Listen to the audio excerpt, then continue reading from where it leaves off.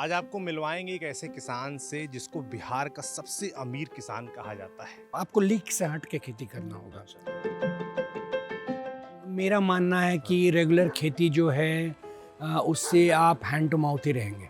आप चाहते थे कि आप हाँ, कुछ और यहाँ गाँव उस समय करेंगे। प्रीलिम्स क्लियर किए थे। अच्छा। मेंस फर्स्ट टाइम नहीं क्लियर हुआ, तो जहाँ से उनको 15-20 हजार भी इनकम नहीं होता था, first year I took it up to 135।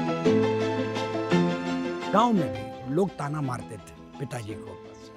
कितना पढ़ाया लिखा है, हिंदी में नहीं, और वो आके खेती कर रहे हैं। वो कहावत है कि गैल भैंस पानी में, चले थे आईएएस बनाने और आके खेती कर रहे हैं।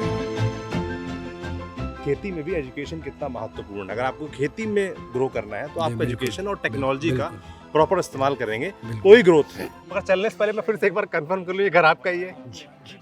ये इक्विपमेंट शेड है, शेड पूरे बनवाए हुए आपने इक्विपमेंट्स के लिए। इक्विपमेंट्स के लिए। ये गाड़ी तो मैंने वहाँ देखी है डेजर्ट वगैरह में या समुद्र किनारे कई बार दिख जाती है। इसमें इसका खेती में कैसे इस्तेमाल करते हैं आप? ये शौक में लाए क्या? ये मॉनसून्स में बहुत यूजफुल होता है। पहले था कि खेत जा रहे हैं, देखो बिजली होगी तो काम होगा, वो नहीं। अब है आदमी कॉन्फिडेंटली स्विच ऑन करता है कि मोटर तो चलेगा ही चलेगा। योजनाएं हैं, योजनाओं की कमी नहीं है। वो धरातल पर जो व्यक्ति आम किसान असल में किसान है उस तक कैसे पहुंचे, इसकी सरकार को चिंता करनी चाहिए। स्टोरेज देखते हैं हम लोग, ये वैसे ही हो गया। इसे हमने तो आलू वाले देखे। स्पेसिफिकली फॉर बनाना है ये। 1 लाख पेड़ होंगे यहाँ पर, बहुत सारा पेड़ है, फल भी बहुत होता हो। हाँ, होता है। ये सब यहाँ एक कंट्रोलर है, और इस कंट्रोलर से आप प्रोग्रामिंग कर दीजिए तो पूरे दिन उसी शेड्यूल के हिसाब से पानी खाद सब कुछ जाए। ये इसका इन्फॉर्मेशन हमारे मोबाइल पे आता है। इसका इन्फॉर्मेशन, ये जो पाइप से लगा है, हाँ, क्या है सर उसमें इसमें? सेंसर है, सॉइल सेंसर है।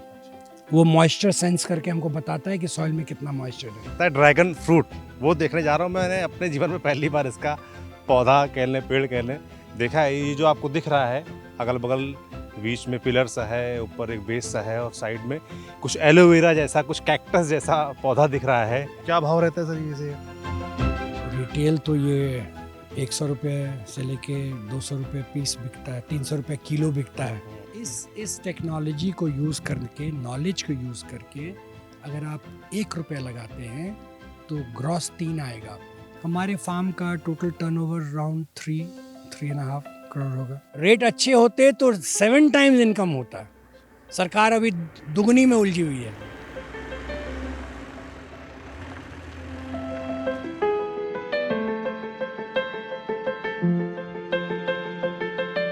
आज आपको मिलवाएंगे एक ऐसे किसान से जिसको बिहार का सबसे अमीर किसान कहा जाता है, करोड़पति किसान कहा जाता है।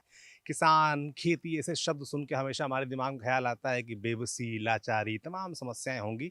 मगर एक किसान बिहार में ऐसा भी है जिसका घर देख लीजिए पीछे, बंगले जैसा है। और वो खेती कोई जो नॉर्मल खेती होती है वो नहीं करते हैं कि धान की, गेहूं की, वो फलों की खेती करते हैं। तो कैसे करते हैं, क्या टेक्निक है, क्या टेक्नोलॉजी का इस्तेमाल है, एआई का इस्तेमाल है, आज आपको बिहार बलवान में समस्तीपुर ज़िले के नया नगर गांव के उन सुधांशु जी से आप मिलवाएंगे, जिनकी कहानी सुनकर आपको मज़ा आने वाला है। चलिए।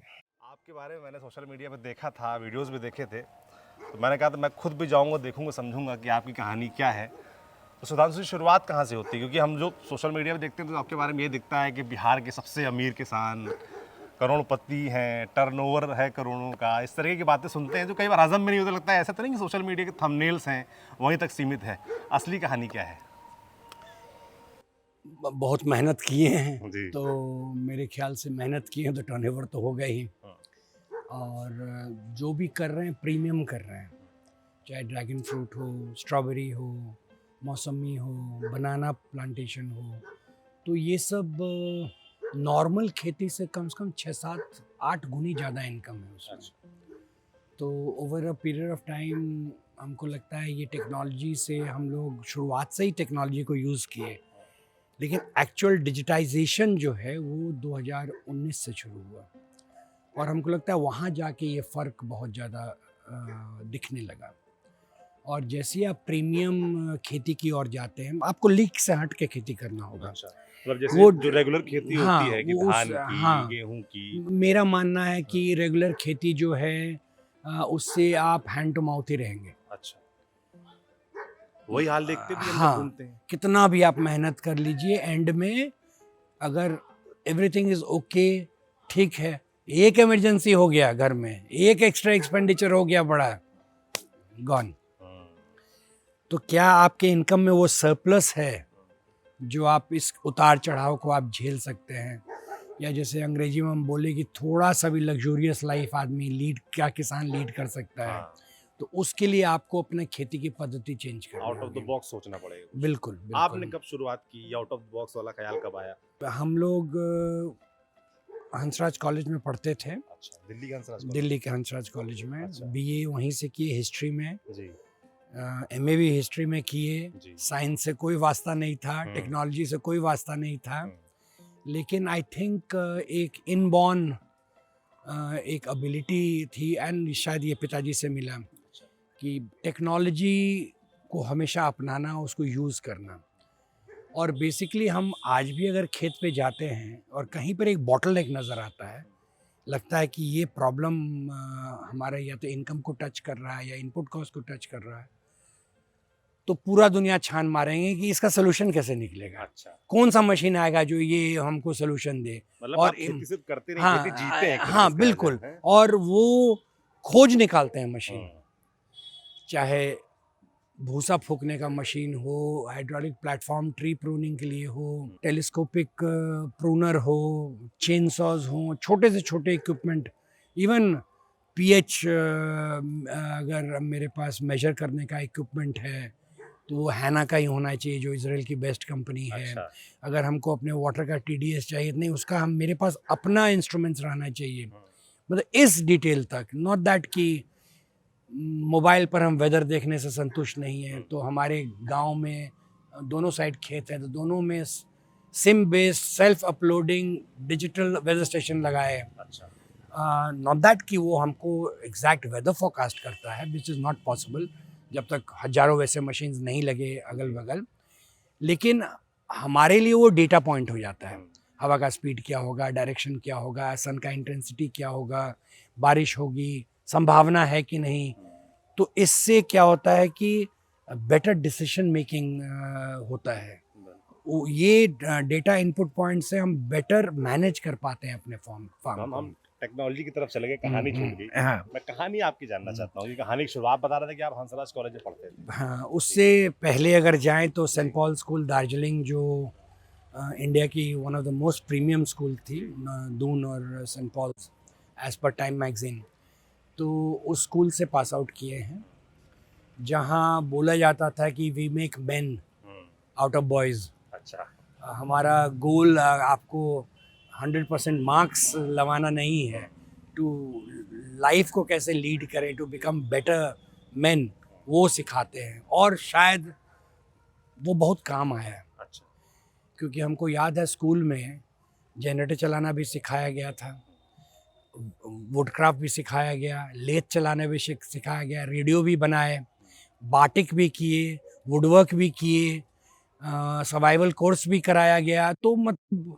उस समय तो लगता था क्या है, मतलब क्यों, लेकिन अब ऐसा हो रहा है कि वो एक एक चीज़ मेरा काम आ रहा है अभी। मेरे घर का जनरेटर भी ख़राब है तो मैं खुद ठीक कर लूँ, फ्लश भी ख़राब है तो मैं खुद ठीक कर लूँ, बिजली का भी प्रॉब्लम है तो खुद से मैं टेस्टर और ये लेके कर लूँ। सेल्फ सो डिपेंडेंसी हाँ, सिखाई गई। मतलब प्रोजेक्टर चलाना सिखाया गया था, स्टेज लाइट मैनेजमेंट सिखाया गया था, सारा हॉबीज़ के और रूप में स्कूल हम। में सीखा भूलता भी नहीं है। हाँ, मतलब और उस समय लगता था कि पता नहीं क्यों क्यों परेशान सिखा रहे कर रहे हैं हम लोग को, लेकिन वो अब एहसास हुआ जैसे हम कि लोग सोचते थे कि हम फिजिक्स में इक्वेशंस क्यों आ रही हैं। हाँ तो अभी हाँ, भी ख्याल आता है, कई तो सारी चीजें रियली maths में मतलब सीखी। अभी जैसे हम अपना कैपेसिटी बढ़ा लिए राइपनिंग चेम्बर का, तो अब हमको बैकवर्ड इंटीग्रेट करना पड़ा कि भाई केबल का साइज़ चेंज करना है, उसमें माइक्रो एनसीसीबी क्या लगेगा, जनरेटर का क्या होना चाहिए, और किसी को नहीं, सब अब खुद सब प्लानिंग करते कर हैं लिए। आप। सुबह थोड़ा सा नेट यूज़ किए, थोड़ा टेक्निकल लोग को फ़ोन किए, थोड़ा सा फिज़िक्स वाले को फ़ोन किए, लेकिन डिसीजंस अपना रहता है। अच्छा, सबसे बड़ी बात क्या है कि गांव में कौन आएगा,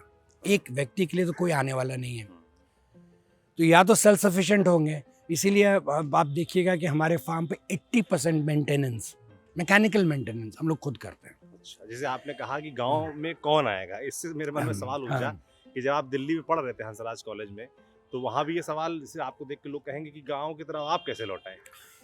पिताजी तो लठ लेके तैयार थे मारने के लिए, बेदखल करने के लिए, मत लौटो गाँव। मत लौटो। जबकि पिताजी क्या वो करते थे? पिताजी भी किसान थे अच्छा। और वो अपने समय से आगे थे। अच्छा। अर्ली 70s में semi automatic seed processing plant उन्होंने लगाया था गांव में, अच्छा। मक्का का और गेहूं का बीज बनाने के लिए। मतलब टेक्नोलॉजी का इस्तेमाल पिताजी के समय से हो गया था। नहीं, एक पीढ़ी और पीछे चले जाते हैं, ग्रैंडफादर के समय से। अच्छा। वो 1952 में अपना पहला ये कैटरपिलर ट्रैक्टर खरीदे, जो कि टैंक की तरह रहता था, चेन हैंडल नहीं रहता, स्टेयरिंग नहीं रहता था, हैंडल रहता था। अच्छा। 1956 में जॉन डियर ट्रैक्टर उन्होंने खरीदा और उसके साथ साथ ढेर सारे बैल भी थे हल जोतने के लिए, गाड़ी चलाने के लिए। तो हमको लगता है ये पीढ़ी दर पीढ़ी आ रहा है जी। और उसको हम लोग अब क्या किए हैं कि मैकेनाइजेशन तो किए ही, नॉट दैट कि मैकेनाइजेशन पिताजी के समय नहीं था। पहला थ्रेशर खरीदे इस इलाके में, पहला गेहूं का बोना सबसे पहले उन्होंने किया और वो अपने ट्रैक्टर्स, बेलारूस की ट्रैक्टर रहती थी वो उन्होंने ख़रीदा, 65 HP ट्रैक्टर। तो वो अपने समय से, और मेरा एक इमेज अगर आप बोलिएगा ना कि पिताजी का अगर हम इमेज ले अपने खेती में, तो हमें हमेशा याद रहता है वो एक पेचकस पिलास लेके, और उस समय वो स्टार्टर्स होते थे मोटर्स के, उसको बैठ के ठीक कर रहे हैं विदाउट एनी इलेक्ट्रिकल बैकग्राउंड। अच्छा। और ठीक करते थे, उसको देख देख के हम लोग भी सीखे। वहीं से आप कह रहे हैं मोटिवेशन और दिमाग में बीज आ मोटिवेशन, गया हाँ था। बिल्कुल बिल्कुल। अब सोचिए ना, हम लोग हिस्ट्री का बैकग्राउंड है और सारा साइंस हो रहा है। मतलब अभी हमारे खेत में AI हम लोग यूज़ कर रहे हैं, IoT यूज़ कर रहे हैं। AI का इस्तेमाल भी कर रहे हैं। बिल्कुल, जो हमारे ऑटोमेशन, खेत में चल के हाँ समझेंगे, जी। वो जो ऑटोमेशन इरिगेशन जो है, तो एक पॉइंट के बाद जाके जैसे ही सेंसर बेस्ड कर दिए हो, तो वो खुद अपना डिसीजन लेगा कि भाई खेत में पर्याप्त मॉइस्चर है तो मोटर नहीं चलेगा। अगर मॉइस्चर की कमी है और प्लांट को सिग्नल, मतलब कंप्यूटर को सिग्नल मिला कि भाई सॉइल मॉइस्चर सेंसर से कि मॉइस्चर नहीं है, तो मोटर खुद चलेगा। तो ये डिसीजन कौन ले रहा है? सब लोग ये पूछते हैं वाई गांव, और मेरे पास कोई आंसर नहीं है इसका। ऐसा नहीं कि हम प्लान किए हुए थे कि खेती करेंगे, बस गांव में मन बहुत लगता था। सारे दोस्त यहीं थे। हम लोग के स्कूल में 9 महीना स्कूल होता था और 3 मंथ का छुट्टी होता था। अच्छा। तो काफ़ी लंबा रहना होता था गांव में। जी। तो ये जो कैंपस आप देख रहे हैं, ये जो चेयर लगा हुआ है ना, तो घर आपका बड़ा खूबसूरत है। मतलब मुझे लगता है जो दर्शक हमारे देख रहे होंगे वो शायद ही विश्वास भी ना करें कि एक किसान का घर भी ऐसा हो सकता है। आप देखिए इतना शानदार घर है, इतना शानदार देखिए इनका बना हुआ है घर में। तो ये जो कुर्सी आप देख रहे हैं, चेयर, यहाँ पे बैडमिंटन कोर्ट था। अच्छा। वो जो आप देख, अब वो भी जो आप सीमेंटेड देख रहे हैं, वो क्रिकेट का हाफ पिच है। अच्छा। वहाँ पे वॉलीबॉल कोर्ट रहता था। अच्छा। ये हमारा हॉल जो है भीतर में, यहाँ टेबल टेनिस टेबल लगा हुआ था। ये हम बात कर रहे हैं जिस समय हम स्कूल में थे, 85, 84, 83 की बात कर रहे हैं, मतलब उस समय, सॉरी 78, 79 की बात कर रहे हैं। तो और यहाँ वेरांडा पे कम से कम 2-3 कैरम बोर्ड पर लड़के खेल रहे हैं। तो जब हम लोग स्कूल से घर आते थे, ये पूरा लगता था जैसे क्लब हाउस है। अच्छा। वहाँ वॉलीबॉल चल रहा है, यहाँ बैडमिंटन खेल रहे हैं, भीतर टेबल टेनिस कोई खेल रहा है, यहाँ कैरम चल रहा है। ये आई थिंक यही सब चीज़ के चलते एक बहुत लगाव हो गया था गाँव, बहुत मन लगता था गाँव में। दशहरा का छुट्टी नहीं होता था वहाँ, तो उस समय वैशाली से हम लोग बेगूसराय आते थे, तो 1.5 दिन उसमें लग जाता था, 1.5 दिन वापस जाने में, और 6 दिन का छुट्टी होता था, लेकिन फिर भी घर आते थे। तो ये हम नहीं कहेंगे कि शुरू से सोचे हुए थे खेती करना, ये था कि गांव में मन बहुत लगता था। तो एक डेयरी का प्रोजेक्ट बनाए थे कॉलेज में, अल्ट्रा मॉडर्न डेयरी, ये हम बात कर रहे हैं 87-88 की। तो बहुत शौक से प्रोजेक्ट रिपोर्ट बना के आए। ऑब्वियसली पेरेंट का सपोर्ट नहीं होता तो कैसे हम बैंक लोन कैसे लेते, कोलैटरल्स कैसे होता। पिताजी तो फाड़ के मुंह पे फेंक दे, तुमको भेजे IAS अफसर बनने के लिए, अच्छा। और तुम ये क्या बकवास कर रहे हो, इतना खेती करना था तो हम तुमको पढ़ाए क्यों, तुम नहीं पढ़ाते, यहीं रहते तुम। मतलब पिता चाहते थे कि आप IAS बने। बिल्कुल बिल्कुल। आप चाहते थे कि आप हाँ, कुछ और यहाँ गाँव उस समय करेंगे। प्रीलिम्स क्लियर किए थे। अच्छा। मेंस फर्स्ट टाइम नहीं क्लियर हुआ, फिर सेकंड टाइम प्रीलिम्स क्लियर किए, उसके बाद मेंस नहीं दिए। मैंने कहा नहीं, ये बहुत, this is not going to work. Interesting है। हाँ, तो हम घर आए कि भाई हमको ठीक है, आप डेयरी नहीं मान रहे हैं। पिताजी बिल्कुल नहीं तैयार, कोई नहीं, नाक में मक्खी नहीं बैठने दे रहे थे। गुस्सा में जाके अप्लाई किए जॉब के लिए, और लक था कि टाटा टी गार्डन मुनार में इंटरव्यू के लिए बुलाया गया। मैं 8 दिन का इंटरव्यू था, अच्छा। बिल्कुल एकदम प्रॉपर। हम्म। वो तो टाटाज वो कपड़ा भी देखना है, खाने का एटिकेट भी देखना है, ग्रुप डिस्कशन भी होना है, और क्लियर कर दिए। 2 ही आदमी हम लोग क्लियर किए, 60 लोग थे। एक केरला फाइनेंस मिनिस्टर के कोई थे, एक हम थे, एक वहीं का कोई सीनियर मैनेजर का लड़का था। वो कॉल लेटर लेके हम पिताजी के पास आए, देखिए नौकरी मिल गई है। नौकरी मिल गई है, आप हमको यहाँ आने देंगे हाँ। या नहीं आने देंगे, चले हम। मतलब वो आपने वो उनको भी चैलेंज खेती, किया कि नौकरी हाँ, देखिए आपका सपना मैंने पूरा कर दिया, नौकरी पा ली मतलब है। हम ये टी गार्डन भी तो खेती ही है हुआ ना। हाँ। तो बहुत मतलब हमको रोकने के लिए कि नहीं जाएं केरला। केरला बहुत दूर था भाई हाँ, उस बिल्कुल, समय बहुत हम। दूर है। तो एक आम का बागीचा थमा दिए हमको, बिल्कुल जंगल कबाड़ एकदम। अच्छा। एकदम 100% श्योर थे कि 2 से 3 महीना ये नहीं टिकने वाला धूप में वहाँ पे। और उस बागीचे से उनको कभी भी 15-20 हज़ार से ज़्यादा इनकम नहीं हुआ था, कभी भी नहीं। क्या खेती करते थे? पिताजी तो गन्ना करते थे बहुत बड़े पैमाने पे, मक्का करते थे बहुत पैमाने पे, और गेहूं करते, क्योंकि गेहूं और मक्का का बीज बनाते थे। तो बहुत मेटिकुलस मतलब तरीका से मक्का की खेती होती थी उस समय। वो राजा रानी, वो क्रॉस पॉलिनेशन, एक का टैसल खींचना, 6 में रहना, उसको खुद से ये पॉलिनेशन करना, बहुत मतलब दिमाग वाला मतलब खेती वो लोग भी करते थे विद नो साइंस बैकग्राउंड। तो पिताजी ने एक तरीके से आपको चैलेंज दिया है हाँ, कि ये मतलब खेत तो नहीं जरा- नहीं, वो चैलेंज नहीं दिए, ही वाज 100% कन्विंस्ड कि आप नहीं कर इसको भागना है यहाँ क्या हो से। गया? हाँ, फिर अपना जाके आईएएस की तैयारी करेगा। तो जहाँ से उनको 15-20 हज़ार भी इनकम नहीं होता था, first year I took it up to 135, 1,35,000। 89 की बात है, 89 की बात है, 89 तो की बहुत बात बड़ा है। अमाउंट हाँ हुआ। हाँ। तो ऐसा क्या किया था आपने इसमें? कुछ नहीं, बस वो जो जंगल था उसको, हमारे डिस्ट्रिक्ट में यूनिवर्सिटी है, राजेंद्र एग्रीकल्चर यूनिवर्सिटी, उसके साइंटिस्ट को पकड़ के पूरा एक कैलेंडर बनवाए, नॉलेज मतलब सब लिख लिख के, नोट्स लिख लिख के हम लोग ये किए। और जैसे जैसे वो बोले वैसा वैसे किए, प्रूनिंग किए, कटिंग किए, साफ सफाई किए, प्रॉपर समय पर उसका स्प्रे हुआ, सारा चीज़ मतलब जो तरीका होना चाहिए करने का। 1 ईयर में रिजल्ट मिल गया। और उसी बागीचा, उसमें 4-5 बीघा उसमें जुड़ा है, इस सीज़न 33 लाख रुपए में बेचे हैं। सेम अच्छा। उसी बागीचा को। अच्छा। वो हर एक साल बढ़ते गया बढ़ते गया बढ़ते गया अभी वहाँ बढ़ते क्या गया। होता है उस वक्त? आम आप बता रहे थे। यानी वो आम का ही, वो आम का ही बागीचा बगीचा। अभी भी बरकरार अच्छा, है। एक आम के बगीचे से 33 लाख हाँ रुपए साल? हाँ हाँ हाँ, तो वो अभी भी बरकरार है। अच्छा। और उसके बाद फिर पिताजी थोड़ा टोकना बंद कर दिए। हमको याद है जब पूसा से आए तो उन्होंने कहा कि नहीं, पेड़ बहुत आउट ऑफ कंट्रोल है, इसको प्रूनिंग करना होगा, शेप देना होगा, बोल शेप देना होगा, सेंटर ओपन करना होगा। तो हम काटना शुरू किए। किसी ने आके पिताजी को बोल दिया कि बाप रे, पेड़ को तो एकदम धर के सत्यानाश कर दिए हैं। यहाँ से गाड़ी उठाए, बागीचा गए, इतना चिल्लाए हम पर कि तुम्हारे बाप का लगाया हुआ नहीं है, मेरे बाप का लगाया हुआ, ग्रैंडफादर का लगाया हुआ था। अच्छा, तुम हिम्मत कैसे किए काटने का? तब तक जो है हम 80% पेड़ को प्रून कर चुके थे साइंटिफिक एडवाइस पर। 32 पेड़ ऐसे कुछ बच गया था प्रूनिंग का। खबरदार, हाथ नहीं लगा सकते हो, छोड़ दिए।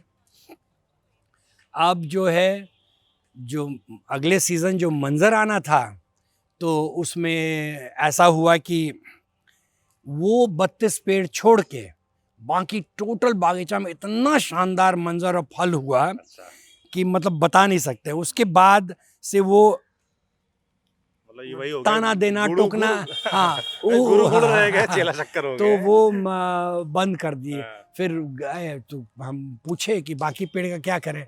जो मन में आ करना जाके करो, माथा नहीं खाओ मेरा। धीरे धीरे एक्सेप्टेंस हुआ। गांव में भी लोग ताना मारते थे पिताजी को। इतना वो पढ़ाया लिखा है, हिंदी में नहीं, और वो आके खेती हाँ, कर रहे हैं। वो कहावत है कि गैल भैंस पानी में, हाँ। कि इनका तो सारा किया धरा गया पानी में। चले थे आईएएस बनाने और आके खेती कर रहे हैं, और इतना पैसा खर्च किए पढ़ाने में। आज वही लोग सब बोलते हैं कि नहीं खेती करना है तो इनकी तरह पढ़ लिख के करो, तब खेती में मजा ये है। बहुत मजबूत लाइन आपने बोली कि जब हम बिहार घूम रहे हैं, हम देश में घूमते हैं, हम्म। किसानों से मिलते हैं और उनकी बेचारगी देखते हैं या उनकी कमाई देखते हैं, कितना सीमित आय में जी रहे हैं, कितने सीमित संसाधनों में जी रहे हैं, फिर आपको हम देख रहे हैं तो उसमें एक जो फर्क नजर आ रहा है आपकी बातचीत से, एक तो एजुकेशन का फर्क नजर आ रहा है कि आपसे बात करके मुझे समझ में आ रहा है कि खेती में भी एजुकेशन कितना महत्वपूर्ण है। अगर आपको खेती में ग्रो करना है तो जी, आपको बिल्कुल, एजुकेशन और टेक्नोलॉजी का बिल्कुल, प्रॉपर इस्तेमाल करेंगे तो बिल्कुल। ही ग्रोथ है। टेक्नोलॉजी की बात में थोड़ा उस तरफ चलते हैं। चलिए, और एक बहुत इंटरेस्टिंग इंसिडेंट हुआ, पटना में पहला एनआईटी सेंटर खुला। अच्छा। बोरिंग रोड चौराहा पे, जो मेन चौराहा था उस समय। और क्या हमारे मन में आया उस समय, हमको लगता है 99 2000 या 2001 की बात है, आई कीप भूल रहे हैं साल। तो हम एक बूढ़े क्लास में, बाकी सारे बच्चे कंप्यूटर तो जस्ट इन किया था, फैड। लेकिन पता नहीं क्यों मेरे दिमाग में आया कि नहीं, ये चीज़ आई हैव टू लर्न।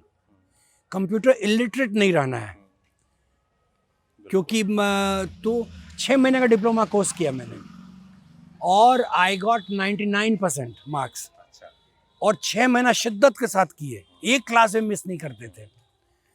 हमको याद है वो रिसेप्शनिस्ट वहाँ बैठती थी, उन्होंने कहा कि सर आपका बहुत अच्छा एप्टीट्यूड है कंप्यूटर के लिए, आप सॉफ्टवेयर मतलब इंजीनियरिंग या सॉफ्टवेयर डिज़ाइन करना या उसका लैंग्वेज क्यों नहीं सीखते हैं।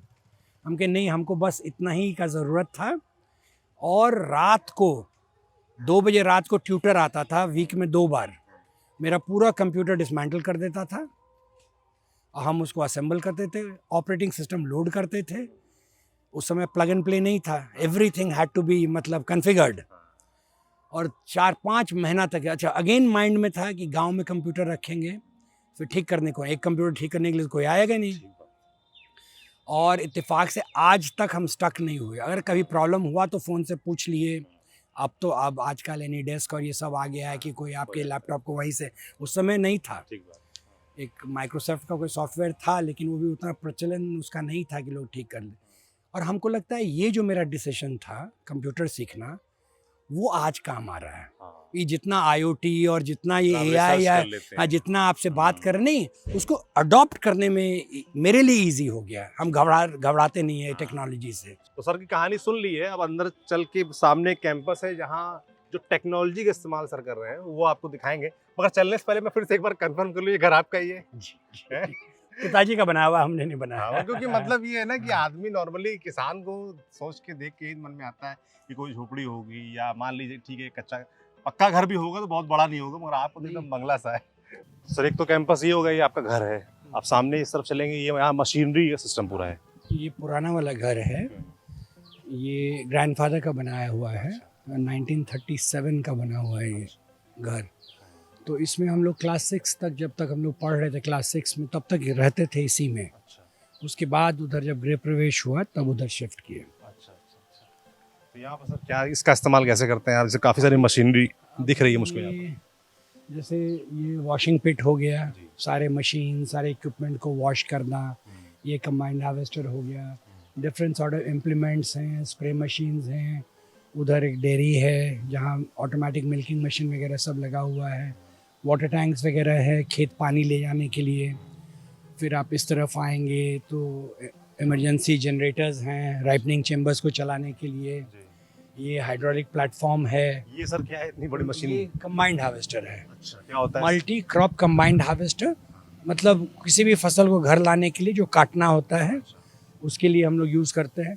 तो इससे हम मक्का और गेहूँ, सरसों, ये सारा चीज़ इससे हो सकता है। तो इसमें क्या होता है, लेबर नहीं लगता है और बहुत जल्दी समय पर अनाज आपके घर चला आता है। और फिर ये इक्विपमेंट शेड है। ये शेड पूरा बनवाया हुआ है आपने इक्विपमेंट्स के लिए? इक्विपमेंट्स के लिए। इसी में वो सब लीची के कार्टून्स पैक्ड हैं, स्ट्रॉबेरी के पनेट्स पैक्ड हैं, सीजन टाइम में खुलेंगे। ये वर्कशॉप है इधर कोने में, पावर स्प्रेयर्स हैं, कटिंग इक्विपमेंट वगैरह है, इक्विपमेंट्स वगैरह रखे हुए हैं कटिंग वगैरह के लिए। ये सारे प्रूनिंग के लिए हैं, ऑर्चर्ड प्रूनिंग के लिए हैं। वो टेलीस्कोपिक प्रूनर है वहाँ पे, पावर स्प्रेयर्स हैं। ये पूरा वर्कशॉप है, सारे टूल्स सारे मशीन्स, ये एटीवी है। सर ये गाड़ी तो मैंने वहाँ देखी है डेजर्ट वगैरह में या समुद्र किनारे कई बार दिख जाती है। इसमें इसका खेती में कैसे इस्तेमाल करते हैं आप? ये हम शौक लोग- में लाए क्या? ये हाँ, ये मानसून्स में बहुत यूज़फुल होता है खेत जाने के लिए। अच्छा अच्छा। नहीं तो यूजली मानसून्स में खेत मोटरसाइकिल तो जाएगा नहीं, और पैदल जाना थोड़ा मुश्किल हो जाता है, स्लिप करना, गिरना। और ये जो है ये फंसता नहीं है, चाहे पानी हो, बालू हो, कीचड़ हो। ये आप तो खेत घूमने के लिए बहुत अच्छा है। कितने की आती है सर ये वाली गाड़ी? ये तो मतलब लोअर रेंज वाला है, 225 की है ये। कहाँ से आई है? ये दिल्ली से नॉकडाउन कंडीशन में मंगवाए थे। हमको लगता है चाइनीज़ ही होगा। ये पूरी मशीनरी रखी है, काफी सारी चीजें जैसे यहाँ। ये एयर असिस्टेड स्प्रेयर है, वो खाद छींटने का मशीन है। ये केला के पेड़ को स्लैश मतलब जब ख़त्म करना हो उसके लिए है। वो वहाँ देखिएगा ऑगर है, वो लेज़र लेवलर है, हैप्पी सीड ड्रिल है, मल्चर है, मतलब वो पोर्टेबल जनरेटर है, मतलब एवरीथिंग। वो फिर स्प्रे मशीन्स हैं, ये पीछे बाकी स्पेयर्स हैं माइक्रो इरिगेशन के। वो हमारा डीजल स्टेशन है। मतलब मुझे लगता है कि आपके पास लगभग वो सारी मशीनरी है जो खेती में इस्तेमाल की जा सकती छोटे ट्रैक्टर्स हैं, मतलब हाई डेंसिटी फार्मिंग के लिए। हाँ, ये अगेन जॉन डियर ही है ये। और फिर अगेन ये दूसरा जो आप हॉल देख रहे हैं, ये भी इक्विपमेंट शेड है। है। उस तरफ जो दिख रहा है हाँ, ये जो दिख रहा है। जी। गांव में वैसे बिजली कितनी आती है आपको? जनरेटर कितना इस्तेमाल करना पड़ता ये तो ट्रमेंडस वर्क है गवर्नमेंट का। 22 आवर्स खेत में बिजली ऑन एन एवरेज। मतलब अब पहले था कि खेत जा रहे हैं, देखो बिजली होगी तो काम होगा, वो नहीं। अब है आदमी कॉन्फिडेंटली स्विच ऑन करता है कि मोटर तो चलेगा ही चलेगा। अच्छा, बिना उसका फिर मेरा ये सारा ऑटोमेशन होता ही नहीं ना। तो ये 2018 से या एंड ऑफ 2018, मिड 2018 से स्पेक्टेकुलर काम हुआ है। और ये रेवोल्यूशन ला रहा है बिहार में एग्रीकल्चर में, just this one facility, electricity. Electricity. अच्छी बात है। अगली रेवोल्यूशन तब आएगी जब आपके तरह लोग थोड़ा पढ़ाई लिखाई के साथ टेक्नोलॉजी के इस्तेमाल के साथ खेती करें। डिफरेंट मशीन, ये कंबाइंड हार्वेस्टर के सामने मल्टी क्रॉप कटिंग हेड है, उधर स्ट्रॉ रीपर है, पीछे में भूसा फूकने का मशीन है। इस साइड हमारे पुराने वाले घर के सब रूम को एसी रूम बना दिए हैं। अच्छा, अंदर ये पुराना जो घर है आपका, आपने पूरा अंदर एसी रूम बना दिया? हाँ, ये सारा राइपनिंग चेम्बर्स हैं। 9 राइपनिंग चेम्बर्स हैं भीतर। चैम्बर्स माने कि वहाँ पकाने का काम? बनाना राइपन करने के लिए, पकाने के लिए। मतलब आप बनाना पका के बेचने से 1.5 गुना और फ़ायदा बढ़ जाता है। अच्छा। ये आपको बेटर रेट्स मिलते हैं। और जैसे कि मान लीजिए हम किसी को बनाना सप्लाई कर रहे हैं कच्चा, तो बहुत वेस्टेज निकलता है, तो यूजुअली आपको फेंकना पड़ता है। इस राइपनिंग चेम्बर के चलते उस सबको राइपन करके जिस रेट में निकले उस रेट में आदमी निकाल रहा है, वेस्टेज नहीं होता है। मगर ये अंदर जो चैम्बर्स वगैरह बनवाए इनमें तो अच्छा खासा खर्चा भी आता होगा। हाँ, इसमें लगभग हमको लगता है 4 लाख रुपीज़ लगता है एक चेम्बर में। तो ये एग्री इंफ्रास्ट्रक्चर फंड जो गवर्नमेंट का बना है, अभी 5 चेम्बर बनाए उसकी मदद से। अच्छा जी। और सरकार की तरफ से मदद मिलती है इन चैम्बर्स बनवाने में? बिल्कुल बिल्कुल। कोई भी किसान ले सकता है? हाँ हाँ, बिल्कुल कोई भी किसान ले सकता है। इवन कंबाइंड हार्वेस्टर, इसमें 5 लाख का सब्सिडी मिला था। जितने इक्विपमेंट्स हैं लगभग सब में कुछ न कुछ सरकार का हैंड होल्डिंग बहुत है एग्रीकल्चर में। और लोगों को पता नहीं है क्या? ये नहीं, ये बात मैं मानता हूँ। फिर कमेंट आएगा इस बात पर कि आप बड़े किसान हैं तो आपका हो जाता है। थोड़ी मुश्किलें होती हैं, और हम आपके माध्यम से भी सरकार को, जैसे वो ईज़ ऑफ बिजनेस को इतना प्रमोट करते हैं, ये ईज़ ऑफ गेटिंग सब्सिडी भी होना चाहिए। क्योंकि ये हम लोग देख रहे हैं कि जो एक्चुअल जेन्युइन फार्मर्स हैं वो उतना दौड़ नहीं सकते। जो जेन्युइन फार्मर है वो दौड़ेगा नहीं, दिए नहीं दिए वो अपना सक्षम है अपना काम करने में। और जितने नॉन फार्मर्स हैं वो तो बिजनेस बना लिए हैं सब्सिडी लेने का। ये थोड़ा सा एक मुश्किल आ जाता है फार्मर्स को। मतलब आप कह रहे हैं कि योजनाएं हैं, योजनाओं कमी नहीं है, वो धरातल पर जो व्यक्ति आम किसान असल में किसान है उस तक कैसे पहुंचे, इसकी सरकार को चिंता करनी चाहिए। इसके लिए लोकल हैंडलर्स बनाने चाहिए। क्योंकि ऐसा कोई एस्पेक्ट नहीं है जिस पर सरकार का पॉलिसी नहीं है, हैंड होल्डिंग नहीं है। बस वो पहुंच जाए किसान के पास। मतलब हर एक चीज के लिए पैसा है, पॉलिसीज बने हुए हैं, सिस्टम्स बने हुए हैं, लेकिन कहीं ना कहीं someone is misusing the system बीच में। ये आपके दादाजी के बनवाया घर है, ये कब का बना हुआ है? 1937। 1937 का, ओके। और अंदर आपने चैम्बर्स वगैरह बनवा लिए हैं अंदर? अब जो पुराना जो टिपिकल आंगन वाला स्ट्रक्चर था, उसके हर एक रूम, क्लास 6 तक हम लोग रहा करते थे इसमें। वो टिपिकल मतलब मिट्टी का चूल्हा था, मतलब ये आंगन में एक तरफ वो चूड़ा कूटने का वो ढेकुल था, प्रॉपर घर देखा हुआ है, पुराने स्टाइल में जो बनता है, बीच में बड़ा सा आंगन है। वो साइड में वो उस जमाने में जो मिट्टी का कोठी बोलते थे उसको ना, अनाज रखने के लिए, वो था पूरा। ये तो काफ़ी डाउन था, 3 फीट डाउन था। इससे आपको तुलसी चौरा से लग रहा होगा कितना डाउन था। इसको फिलअप करा लिए प्रैक्टिकल मतलब यूज़ के लिए, छत लगा दिए, तो अब क्रिएटिव स्टोर हो रहा है, कोई ग्रेडिंग सॉर्टिंग का काम ही हो रहा है। और इस साइड से जितना टिपिकल पेरिफेरी में जो रूम्स रहते हैं, उस सबको हमने एसी रूम बना दिया है। ये जो चैम्बर्स से दिख रहे हैं, गेट बड़े जी heavy जी दिख जी रहे हैं। हाँ, ये चूंकि इंसुलेटेड गेट्स है ना, जैसे इसमें अभी बनाना रखा रहा है, और इसको हम लोग राइपन करेंगे। आप इसके अंदर हाँ प्लीज। ठंड तो नहीं लगी? ये कोल्ड स्टोरेज देखते हैं हम लोग, ये वैसे ही हो गया इसे। हमने तो आलू वाले देखे हाँ, हैं। स्पेसिफिकली फॉर बनाना है ये। तो इसमें कितना वक्त लगता है बनाना को? 4th डे 5th डे पीला हो जाएगा बिल्कुल। ये नेचुरल प्रोसेस है, मतलब कि जैसे कि कई बार हम सुनते हैं ना, कार्बाइड लगा के, केमिकल लगा के। कार्बाइड नहीं है ये, दिस इज इथिलीन गैस, जिसका प्रॉपर पीपीएम मैनेज किया जाता है, और वो बनाना खुद इथिलीन बनाती है। तो इसको हम लोग बाहर सिंथेसाइज साइंटिस्ट ने करके उसका एक गैस दे दिया है, विच इस प्रोसेस को स्पीड अप कर देता है। हाँ, लेकिन उसका मात्रा सही रहना चाहिए। All over the world accepted है ये।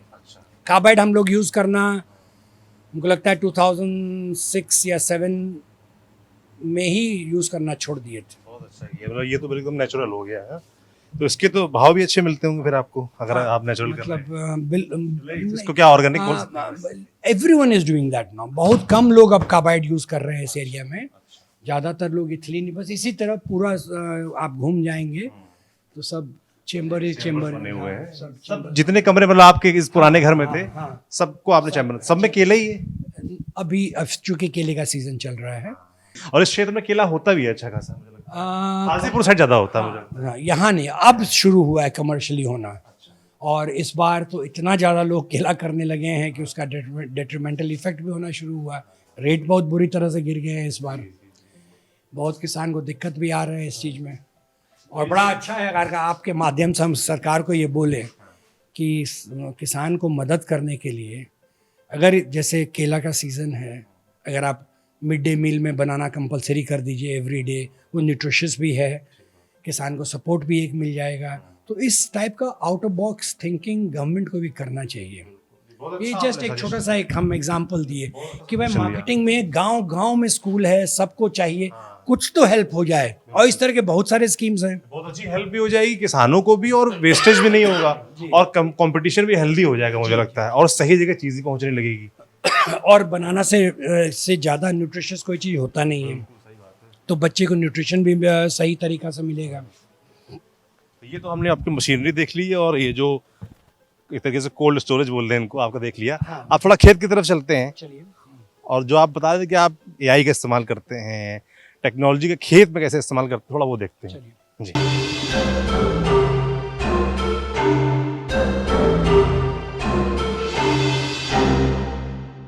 तो सारी मशीनों को देखने के बाद हम असली जगह हम आ गए हैं, जो कि है खेत। यहाँ पर आपको चारों तरफ सिर्फ केला नज़र आएगा, केले के पौधे पेड़ नज़र आएंगे, और देखिए फल भी खूब सारा निकला हुआ है। तो सुधांशु जी, खेत कितने इलाके में होगा, कितना एरिया होगा? लगभग 60 बीघे में है। सॉरी, 60 बीघे में है। अच्छा, ये बीच में कंपाउंड से बना हुआ ये क्या है? ये कंट्रोल रूम है। मतलब यहीं से कंट्रोल होता है सारा मशीन है, यहीं से पानी खाद सारा यहीं से जाता है। अच्छा, कितने पेड़ होंगे? ये लगभग 80,000 1 लाख के बीच में पेड़ होंगे। 80,000 से 1 लाख पेड़ होंगे यहाँ पर, बहुत सारा पेड़ है। फल भी बहुत होता होगा। हाँ, होता है। एक केले के पौधे में कितना होता है? एक ये निकला हुआ ऐसे डंगाल से वो? ये लगभग 30 kg का होगा। अच्छा। तो अभी केले का रेट बहुत डाउन जा रहा है, मतलब कुछ ज़्यादा ही डाउन जा रहा है। अभी तो डिमांड ज़्यादा होगी, अभी भी डाउन है। यूपी में बहुत लोग केला कर लिए हैं, बिहार में भी बहुत लोग केला कर लिए हैं। तो एक तरह से ओवर सप्लाई हो गया मार्केट में, तो उसके चलते दिक्कत आ रही है। जैसे आप टेक्नोलॉजी का जिक्र कर रहे थे लगातार, अब इतना बड़ा खेत है, उसको संभालने के लिए कितने लोग हैं, टेक्नोलॉजी का इस्तेमाल कैसे कर रहे हैं हमारे यहाँ लोग से ज़्यादा इम्पोर्टेंट है कि एक आदमी ये सारी चीज़ को कंट्रोल करता है। पे? अच्छा, ओनली एक एक व्यक्ति, एक व्यक्ति। 1 लाख पेड़। अब जैसे मतलब इसका वो इरिगेशन, फर्टिलाइज़र एप्लीकेशन वो पार्ट। अच्छा, फिर दूसरे जो पार्ट्स है जैसे वीड कंट्रोल करना, फेंस को सर्वेलेंस करना, फिर कुछ-कुछ जैसे स्प्रे होता है, फिर उसके लिए तो आदमी चाहिए ही चाहिए। अब यही है कि हमारे घर से यहाँ तक वो इंटरनेट ब्रॉडबैंड जुड़ा हुआ है, अच्छा। कैमरा सब लगा हुआ है, तो वो जो टावर से दिख रहा है वो? हाँ, सारे कैमराज़ ऑनलाइन हैं, हम कहीं भी रहें उसको हम देख सकते हैं। चलिए भीतर दिखाते हैं अच्छा, आपको। मतलब पूरा कनेक्टेड है। हम्म, घर तो आपका मुझे लगता है यहाँ से करीब 2 किलोमीटर दूर होगा, पूरा कनेक्शन है उसके बाद हाँ, भी? कनेक्शन है। ये अंदर पूरी मशीनरी भी लगी होगी जो कंट्रोल करने के लिए होती है? ये पूरा ऑटोमेटेड फर्टिगेशन सिस्टम है। यहीं से मतलब पानी किस सेक्शन को कितना पानी जाएगा, कितना खाद जाएगा, ये सब यहाँ एक कंट्रोलर है और इस कंट्रोलर से आप प्रोग्रामिंग कर दीजिए तो पूरे दिन उसी शेड्यूल के हिसाब से पानी खाद सबको जाएगा। मतलब किसी व्यक्ति को पानी डालने नहीं जाना पड़ता नहीं। है अंदर? वो हर एक पेड़ पर एक पाइप लगा हुआ है, अच्छा, तो सब इससे कंट्रोल होता है? सब इससे कंट्रोल होता है। अच्छा, ये जो मशीनरीज रखी हैं, टैंक्स रखे ये जैसे फर्टिलाइज़र के लिए है, ये डोजिंग के लिए है, हैं, क्या होती है? मतलब कितना डोज जाएगा, जो वहाँ कंप्यूटर में सेट किए उतना ही डोज ये निकालेगा। और टोटल खेत में यहीं से इवन बिजली अगर चली जाएगी तो वहीं पे सिस्टम पॉज कर देगा, फिर बिजली आएगी तो जहाँ छूटा था वहीं से शुरू करेगा और वो अपना साइकिल कंप्लीट कर लेगा।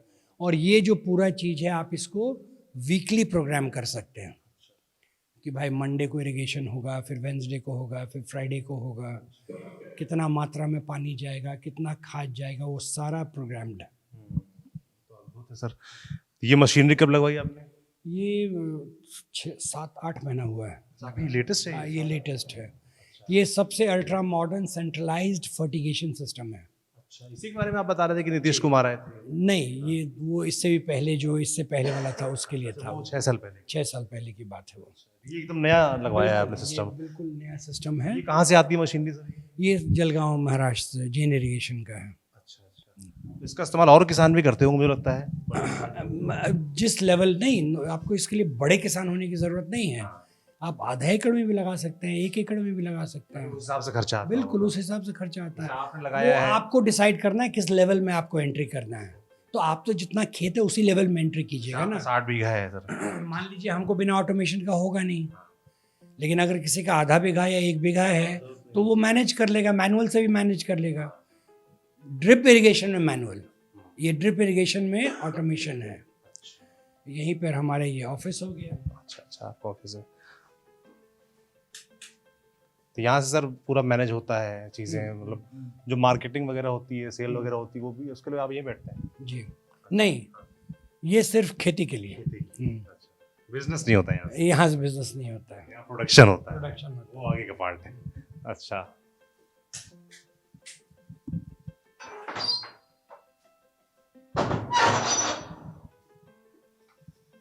तो जो सिस्टम है वो पूरा अंडरग्राउंड है, पाइप्स गए हुए हैं पूरे में, है। वही जाके पूरा पानी पहुंचा। बिल्कुल, लगभग हमको लगता है 20-25 किलोमीटर पाइप अंडरग्राउंड होगा। अच्छा, और ये जो काला वाला पाइप आपको दिख रहा है, हाँ, चल के देख लेते हैं। 250 किलोमीटर होगा ऊपर। मतलब चूंकि एवरी 6 फीट पे जा रहा है ना पाइप, तो लंबाई तो उससे एडअप होता है। ये मतलब ये जितने भी ये ब्लैक वाले पाइप जा रहे हैं, ये सेंट्रलाइज होगी इस पे हाँ, जाते हैं यहीं पूरा। से, हाँ। इसके नीचे इससे मोटा पाइप है, अच्छा। मोटा से पतला से पतला से पतला, और फिर लास्ट में ये निकलता है। ये केले जो दिख रहे हैं रेडी हैं, तैयार है मतलब? नहीं, अभी कसर है। ये कैसे पहचानते हैं आप? पहचान लेते हैं सब चीजें पूरे? हाँ, समझते हैं? वो शेप बता देता है, राउंडनेस कितना है, लाइट कितना दे रहा है। वैसे अगर टेक्निकली देखिएगा तो एक कैलिपर मेजर भी आता है उसके लिए। जब आप अल्टीमेट क्वालिटी कंट्रोल में जाइएगा और यूनिफॉर्म अगर आपको चाहिए प्रोडक्टिविटी, तो आपको काफ़ी ये सब चीज़ मेजर करना होता है। तो सर जैसे कि इलेक्ट्रिसिटी वगैरह है यहाँ पर, तो ये गवर्नमेंट प्रोवाइड कराती है कैसे? प्रोवाइड करें। करती है। और जैसे मशीनरी electricity वगैरह? ये तो हम अब इस पे सब्सिडी नहीं है, ऑटोमेशन पे नहीं है। मतलब ये और आगे की चीज़ होगी। हम क्योंकि अभी आम पब्लिक चूंकि इसको नहीं यूज़ कर रहा है तो सरकार फिर इंडिविजुअल्स के लिए थोड़ी सब्सिडी देती है।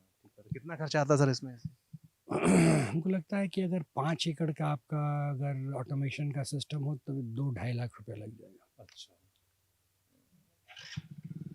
ठीक है सर, अब चलते हैं। चलिए आपको सॉइल सेंसर दिखा देते हैं। क्या दिखाते हैं? सॉइल सेंसर, सॉइल सेंसर वो पैरामीटर्स भेजता है हमको कि प्राइमरी सॉइल मॉइस्चर कितना है, सेकेंडरी सॉइल मॉइस्चर कितना है, सॉइल का टेम्परेचर कितना है। प्लस इसी तरह गांव से दोनों साइड में वेदर स्टेशन लगा हुआ है, तो उससे हमको मोबाइल पे एवरी आवर अपडेट होता है। अच्छा, क्या पता चलता सर? जैसे कि हमको मतलब है नॉट वेदर प्रेडिक्शन से मतलब नहीं है, क्योंकि वो नहीं प्रेडिक्ट कर पाएगा इतने कम एक्यूरेट वेदर प्रेडिक्शन के लिए। हमको लगता है बिहार या इंडिया के एवरी गांव में एक वेदर स्टेशन होना जरूरी है, तब जाके एक्यूरेट आपके गांव के लिए फोरकास्टिंग होगा। अभी तो जनरलाइज फोरकास्टिंग होता है। हम as a farmer I want to know ना कि कल हम अपना हार्वेस्ट करने जा रहे हैं, कल बारिश है कि नहीं। आज हम बुआई करने जा रहे हैं, आज बारिश है कि नहीं, या 4 दिन बाद है कि नहीं। लेकिन उतना प्रिसाइज नहीं दे सकते हैं लोग। पर ये क्या पॉसिबल है? हाँ, बड़ी possible। डिमांड नहीं हो जाएगी? पॉसिबल है, और सब बाकी देशों में है। इंग्लैंड वगैरह में लोग वेदर सुन के डिसाइड करते हैं कि आज छाता लेके जाना है बाहर के नहीं लेके जाना है। लेकिन उसके लिए वो वॉल्यूम ऑफ स्टेशंस चाहिए, क्योंकि एवरी स्क्वायर किलोमीटर का डेटा जब तक फीड इन नहीं होगा, हाउ विल सुपर कंप्यूटर उसके लिए रहता है, जो कि इंडिया के पास है। बट गांव लेवल में अभी इतना डेंस वेदर स्टेशन नहीं लगे हैं कि हमको एक किसान के लिए यूजफुल इंफॉर्मेशन, उसके हमको तो आज का इंफॉर्मेशन चाहिए ना। मानसून समय पर है और एनुअल इतना एमएम रेनफॉल हो रहा है, उससे हमको क्या मतलब है। हमारे खेत में कितना एमएम होगा वो उससे मतलब है। ये स्टैगर्ड है, ये न्यू प्लांटेशन है, ये जाके मार्च में होगा। फल नहीं निकले हाँ अभी नहीं, नए इसलिए हैं। क्योंकि सारा कंट्रोल नहीं हो पाएगा ना। इधर भी हमको स्टैगर करना था लेकिन हो नहीं पाया बारिश के चलते। तो थोड़ा सा कभी कभी प्रेशर देखिए उसमें फूल निकलना शुरू हो गया। मुझे स्टैगर न्यू प्लांटेशन से ये जाके मार्च ही नहीं। अच्छा, फल नहीं निकले अभी नहीं, नए हैं। क्योंकि सारा कंट्रोल नहीं हो पाएगा। अच्छा, इधर भी हमको स्टैगर कितना वक्त लगता है सर एक केले के पौधे को तैयार होने में? हम लोग 12 महीना में क्रॉप ले लेते हैं। ये इसका इन्फॉर्मेशन हमारे मोबाइल पे आता है। इसका इन्फॉर्मेशन ये जो पाइप से लगा है? हाँ, इसमें सेंसर है, सॉइल सेंसर है। वो मॉइस्चर सेंस करके हमको बताता है कि सॉइल में कितना मॉइस्चर है, कमी है कि ज़्यादा है, ड्राई है कि वेट है। तो ये पूरे तो खेत में एक अभी ये डायरेक्टली सिस्टम से जुड़ा नहीं है कि वो सिस्टम ऑटोमेटिकली डिसाइड करे कि कब पानी देना नहीं देना। थोड़ा महंगा है अभी भी। होपफुली 4-5 साल में सस्ता हो जाएगा तो इसको यूज़ कर सकता है आदमी। कहाँ से आता है सर? ये तो है, बैंगलोर की कंपनी है, पुणे की कंपनी है, पुणे यही लोग का है। अब देखिए वहाँ साइड बाय साइड 2 लगा हुआ है। अगर आप कैमरा भीतर ले जाएंगे देखते एक वो स्टील का पाइप है और एक ये बेसिकली 2 कंपनी का हम ट्रायल कर रहे थे कि किसका कितना बेटर है। अच्छा, रिसर्च आपकी जो चल रही है मुझे लगता है कि आने वाले वक्त में और लोगों के भी काम आएगी। तो अब मैं एकदम बहुत इंग्लिश पिक्चर जो फल जिसको कहा जाता है ड्रैगन फ्रूट, वो देखने जा रहा हूँ। मैंने अपने जीवन में पहली बार इसका पौधा कह लें, पेड़ कह लें, देखा है। ये जो आपको दिख रहा है अगल बगल बीच में पिलर सा है, ऊपर एक बेस सा है और साइड में कुछ एलोवेरा जैसा, कुछ कैक्टस जैसा पौधा दिख रहा है। ये ड्रैगन फ्रूट है? कैक्टस ही है, ड्रैगन फ्रूट ही है। अच्छा सर, इसको ड्रैगन फ्रूट क्यों बोलते हैं? ये निकला हुआ है प्रॉपर है बड़ा। पता नहीं है ये इस पर क्या मतलब ये इसके बाल साउथ एशियन ये है। इसका ये जो ड्रैगन स्केल्स की तरह, आई डोंट नो, हम लॉजिक यूज कर रहे हैं। ये जो है ड्रैगन का भी मैथोलॉजिकली यही मतलब उसका स्किन ऐसे दिखता है स्केल्स की तरह। आपने मतलब कब शुरू किया? क्योंकि ड्रैगन फ्रूट हम लोग के लिए उतना फ्रेंडली नहीं है, मैं तो पहली बार देख रहा हूँ। ड्रैगन फ्रूट देखा है पर पौधा मैं पहली बार देख रहा हूँ। हम लोग जो है सो लगभग 3-4 साल एक्सपेरिमेंट किए और ये पिछले साल लगा है। अच्छा, जी, तो उससे पहले हो नहीं रहा था? नहीं, बस पहले एक्सपेरिमेंट कर लिए कि कैसा होता है। एम जोन जोन अच्छा, ये क्रेट में है यहाँ ड्रैगन फ्रूट। राउंड अप चल रहा है ड्रैगन फ्रूट में। ठीक। ये प्रॉपर है, मतलब रेडी है ये फ्रूट, ये पक चुका है, हाँ, मतलब ये खाने योग्य है। खाने योग्य है। अच्छा, तो ये कहाँ जाता है सर, आप कहाँ कहाँ भेजते हैं इसको? Market, local market. अच्छा, लोकल मार्केट में क्या भाव रहता है सर ये से? रिटेल तो ये 100 रुपये से लेके 200 रुपये पीस बिकता है, 300 रुपये किलो बिकता है। लेकिन होलसेल में ऑब्वियसली उतना में नहीं बिकेगा। होलसेल अगर 60-70 रुपये में मिल गया, 40 से 60, इट्स गुड इनफ। कितना सर, कितनी जगह पे लगा रखा है आपने? 300 ग्राम एक हो जाएगा। ये खराब है क्या, नीचे पड़ा है इसलिए? नहीं, छोटा है। छोटा है। ये लगभग 5 एकड़ में, 5 एकड़ में, 5 एकड़ में सिर्फ ड्रैगन फ्रूट लगा हुआ ड्रैगन है। फ्रूट में है। और वो देख रहे हैं वहाँ, ये अभी जंगल ज़्यादा हो गया है, उसी का वो वहाँ स्प्रे कर रहा है। अच्छा, तो इसका सर, इसका मतलब अगर ये महंगा पौधा है तो इसका मेंटेनेंस भी ज़्यादा होता होगा? इसका 1 एकड़ को सेटअप करने में 8 लाख रुपए लगता है। अच्छा जी, और मेन कॉस्ट उसका वो पिलर है।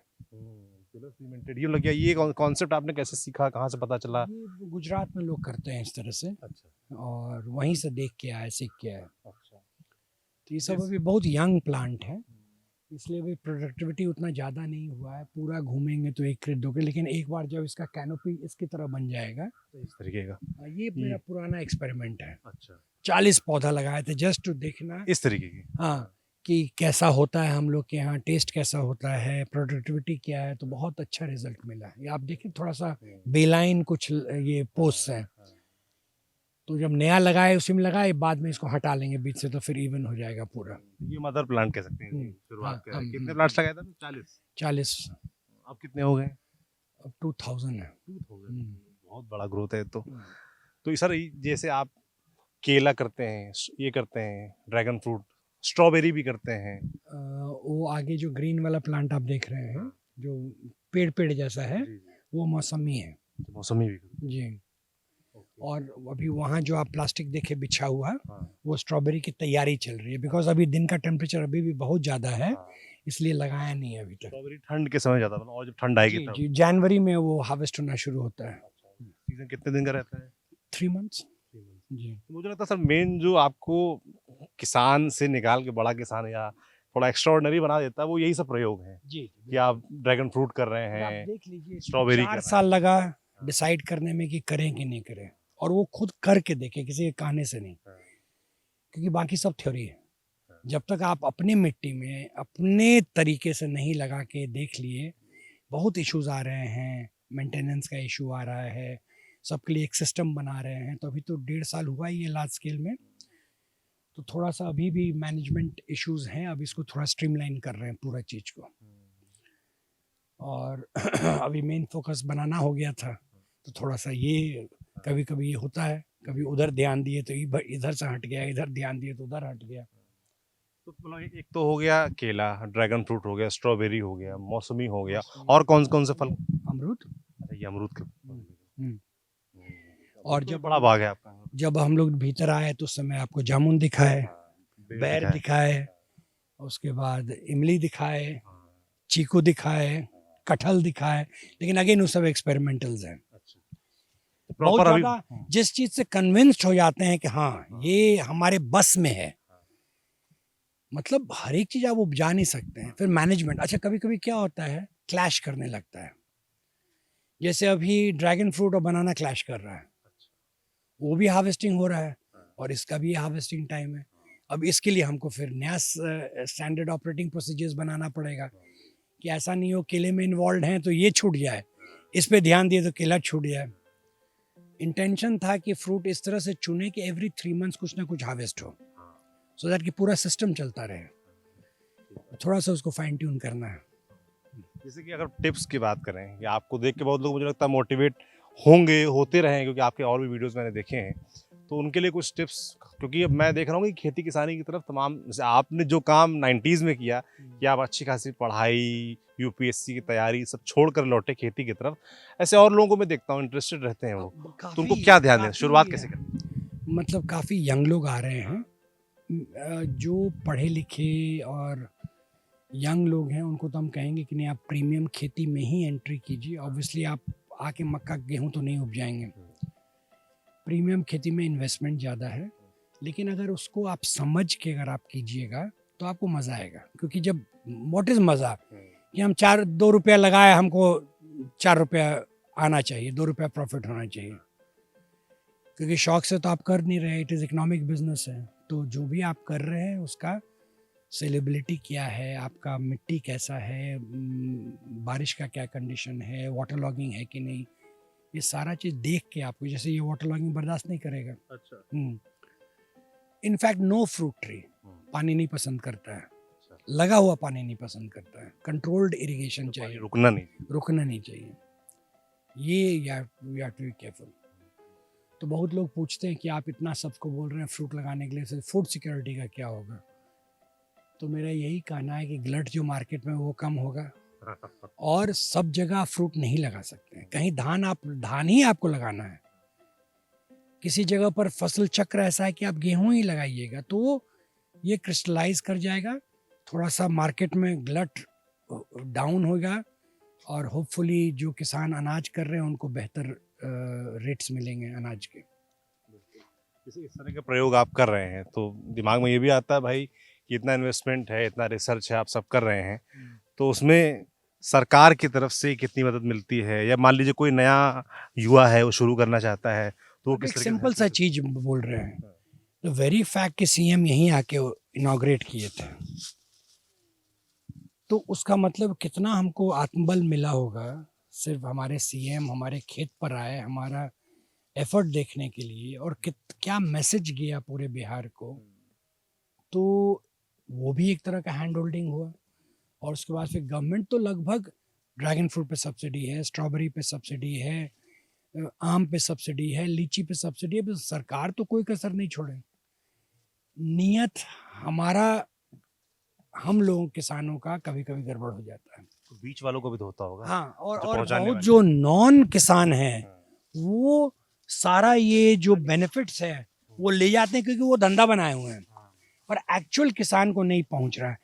नहीं तो अगर आप हमसे पूछिएगा, सरकार के ना पॉलिसी में कमी है ना फंडिंग में कमी है।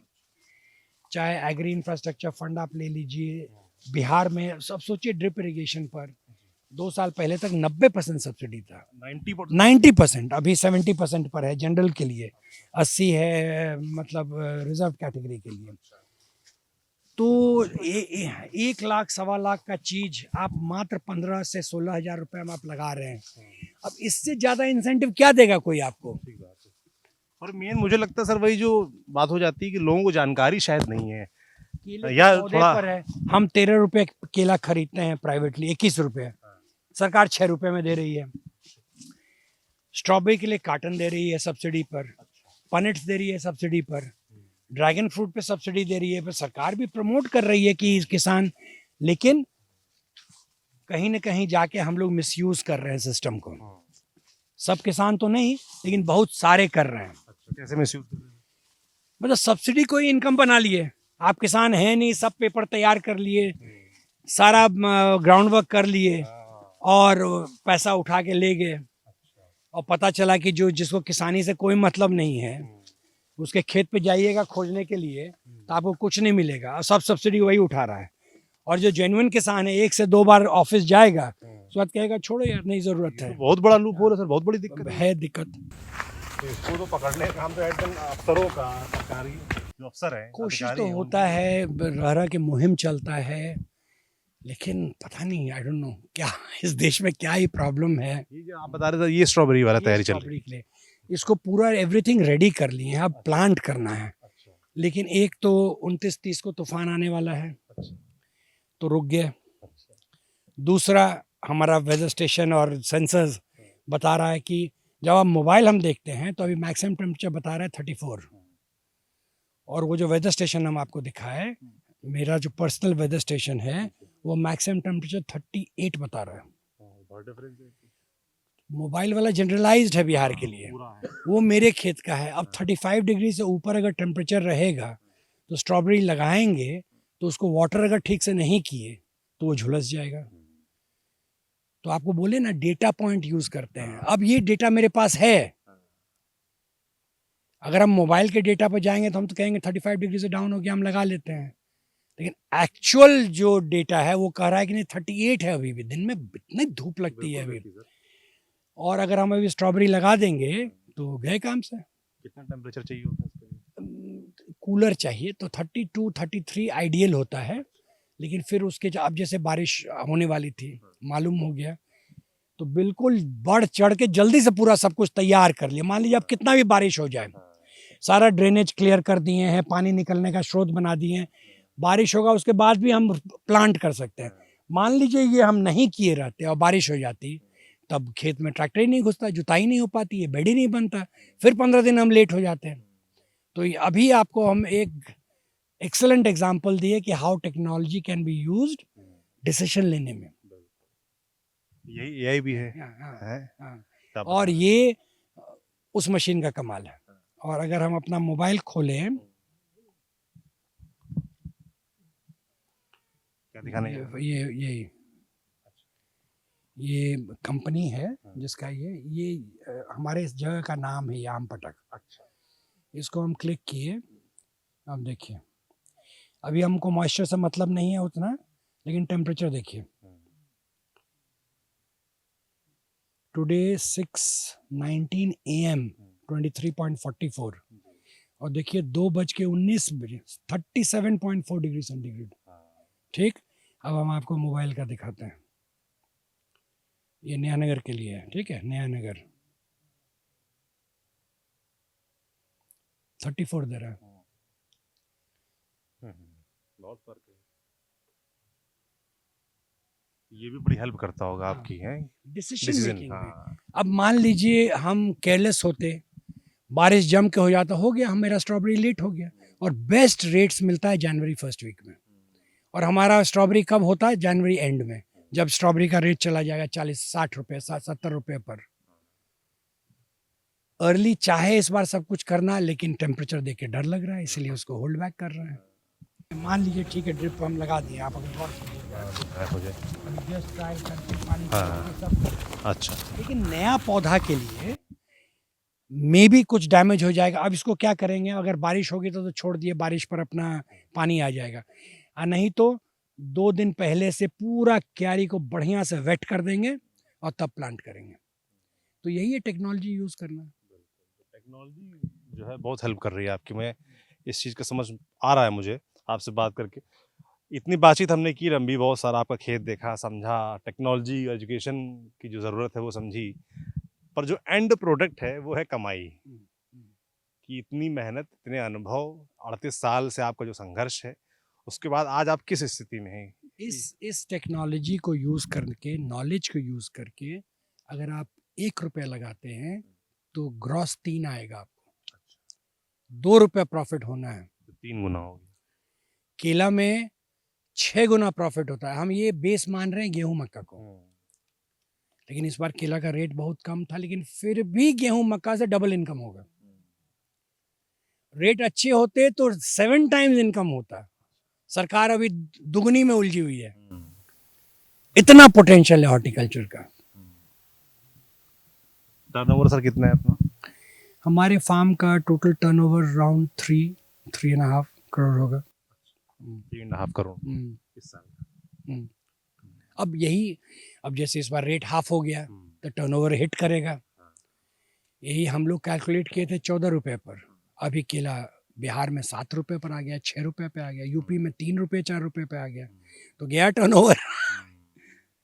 तो ये जो प्रोजेक्टेड हम बोल रहे हैं, प्रोजेक्टेड है, लेकिन अब इसको ये रिवाइज हो जाएगा क्योंकि केला का रेट इतना कम हो गया। और अभी मेरा इस वक्त सीज़न मेन टर्नओवर केला का होता, लेकिन अब वो मतलब जो हम लोग टर्नओवर सोच रहे थे वो नहीं होगा, बट लॉस में नहीं रहेंगे।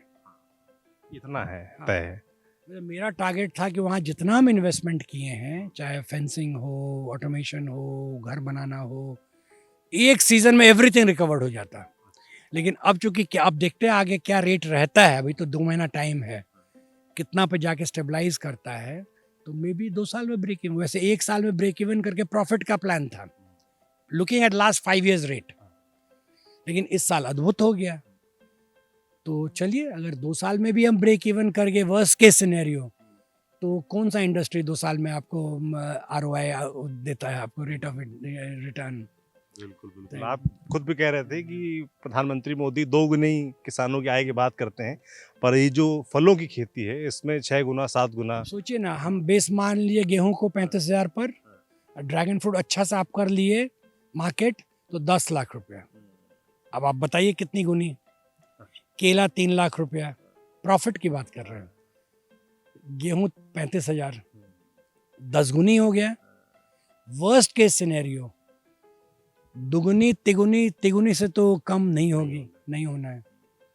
हाँ, जितना किसान सोचे हुए था कि एक फसल केला बेच के हम गाड़ी खरीद लेंगे या घर बना लेंगे, वो नहीं हो पाएगा इस बार। बिल्कुल, मगर बहुत सारी चीज़ें, बहुत धन्यवाद आपका, हमको सीखने को मिली, हमारे दर्शकों को भी सीखने को मिलेगी, बहुत सारा मोटिवेशन भी मिलेगा बिहार के, और न सिर्फ बिहार बल्कि देश भर के लोगों को, नौजवानों को ये मोटिवेशन मिलेगा कि खेती के ज़रिए भी आप एक अच्छा बिजनेस बना सकते हैं, उसमें अच्छा कर सकते हैं, बशर्ते आप पढ़ाई लिखाई ठीक से करें, समझें चीज़ों को बारीकियों से, उसके अलावा टेक्नोलॉजी का सही इस्तेमाल करें, तो आप भी सुधांशु जी की तरह सफल हो सकते हैं। हाँ, समय लगेगा, संघर्ष के बिना कोई भी फल नहीं मिलेगा, चाहे वो खेती वाला फल हो, चाहे वो जीवन का फल हो, संघर्ष करना पड़ेगा, पर अंत में जो एंड प्रोडक्ट है वो अच्छा होगा, ये गारंटी है। ये इस कहानी से हमको पता चला। तो बिहार बलवान में आज इतना ही। ऐसी और तमाम कहानियाँ, बिहार की सक्सेसफुल कहानियाँ आपको लगातार दिखाते रहेंगे। आप देखते रहिए न्यूज़ पिंच। मैं सौरभ हूँ और कैमरे के पीछे मेरे साथ मोहित हैं। शुक्रिया।